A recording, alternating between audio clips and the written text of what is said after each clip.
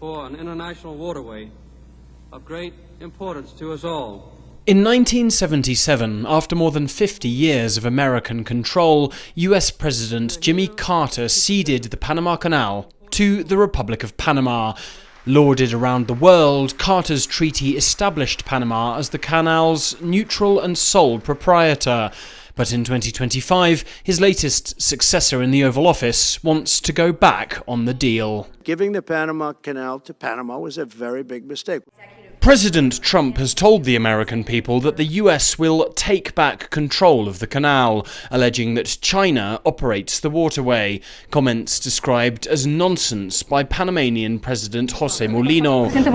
Be serious. And leaving locals in Panama City equally puzzled. I think Trump is mistaken. The canal is Panamanian and has been for 25 years. Nevertheless, the idea of American invasion is a hot topic. They are powerful. They could do. We don't have the arms to defend ourselves.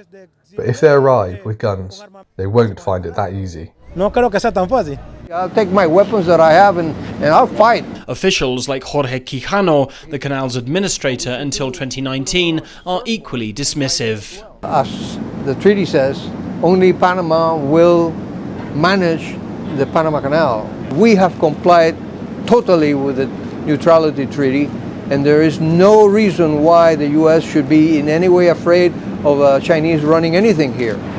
One of the world's largest maritime infrastructure firms, Hong Kong-based firm Hutchison Ports, runs two facilities beside the canal, the port of Cristobal on the Atlantic side and the port of Balboa on the Pacific.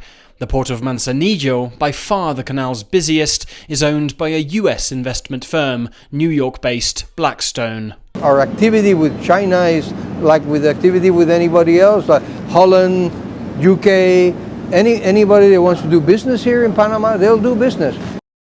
Only US warships are afforded privileges at the canal, their passage fast-tracked, although Secretary of State Marco Rubio now wants those privileges broadened to toll-free passage. I find it absurd that we would have to pay fees to transit a zone that we are obligated to protect in a time of conflict.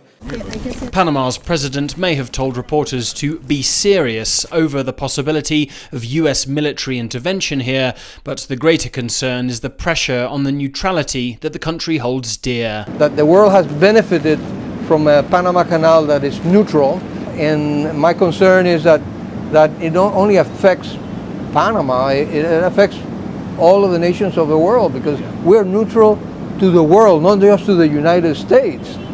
Alasdair, Baverstock, CGTN.